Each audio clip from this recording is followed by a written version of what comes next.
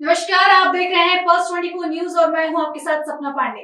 कर्नाटक विधानसभा उपचुनाव के नतीजों के बाद बीजेपी के वरिष्ठ नेता और संसदीय बोर्ड के सदस्य बीएस येदियुरप्पा ने मुख्यमंत्री सिद्धरामैया और कांग्रेस पर जोरदार हमला किया। हुबली में पत्रकारों से बातचीत करते हुए उन्होंने कहा कि मैंने शिगावी और चन्नापट्टन का दौरा किया और वहां बीजेपी की लहर साफ दिखाई दी।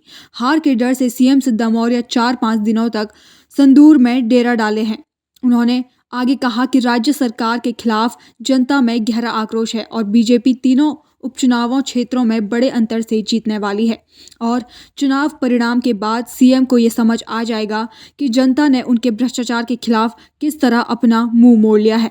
बातचीत के दौरान येदियुरप्पा ने बीजेपी पर कोविड घोटाले का आरोप लगने पर कांग्रेस पर भी निशाना साधा। उन्होंने कहा कि कांग्रेस के आरोप का जवाब चुनाव परिणाम के बाद दिया जाएगा। उन्होंने शिगावी में सीएम सिद्धरामैया के प्रचार को लेकर भी चुटकी ली और कहा कि शिगावी में सीएम ने 3 या 4 दिनों तक प्रचार किया लेकिन उन्हें अपेक्षित जन समर्थन नहीं मिला।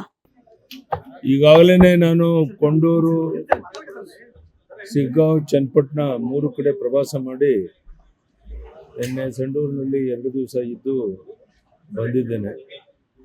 ಮುಖ್ಯಮಂತ್ರಿಗಳು ಸೋಲಿನ ಭಯದಿಂದ 4-5 ದಿವಸ ಸಂಡೂರಿನಲ್ಲೇ ಇದ್ದುದು ನಿಮಗೆಲ್ಲ ಗೊತ್ತಿರುವಂಥ ಸಂಗತಿ.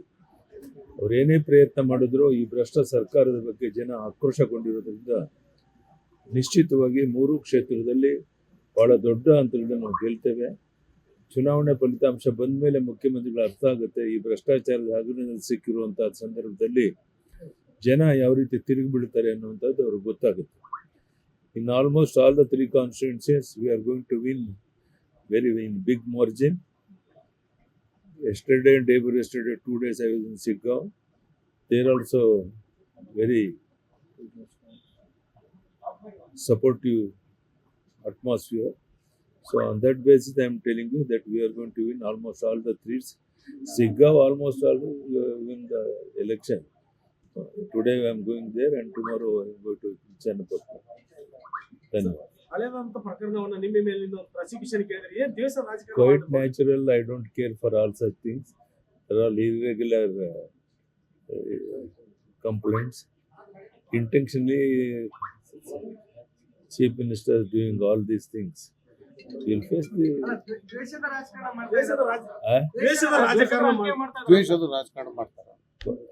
That's what I am telling you. ದ್ವೇಷದ ರಾಜಕಾರಣ ಯಾಕೆಂದ್ರೆ 3 ಕ್ಷೇತ್ರ ಅವರು ಸೋಲೋದು ನಿಶ್ಚಿತ ಆಗಿರೋದ್ರಿಂದ ಈ ರೀತಿ ಆರೋಪ ಮಾಡೋ ಪ್ರಯತ್ನ ಮಾಡ್ತಾ ಇದ್ದಾರೆ. ಚುನಾವಣೆ ಫಲಿತಾಂಶ ಬಂದ ಮೇಲೆ ಇದೆಲ್ಲ ಆರೋಪಕ್ಕೆ ಉತ್ತರ ಸಿಗುತ್ತೆ. 4-5 ದಿವಸ ಕಾಯೋಣ, ಆಮೇಲೆ ಉತ್ತರ ಸಿಕ್ಕ ಮೇಲೆ ಮುಖ್ಯಮಂತ್ರಿಗಳು ಏನು ಮಾತಾಡ್ತಾರೆ ಅನ್ನೋದು ಕಾದು ನೋಡೋಣ. ಶಿಗ್ಗಾಂವ್ನಲ್ಲಿ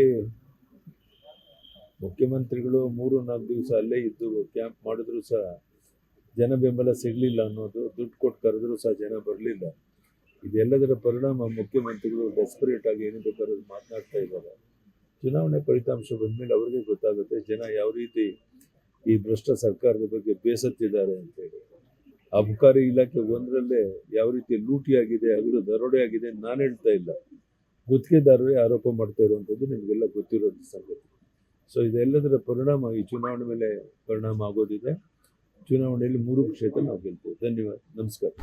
ऐसी तमाम खबरें देखने के लिए बने रहिए पल्स 24 न्यूज के साथ।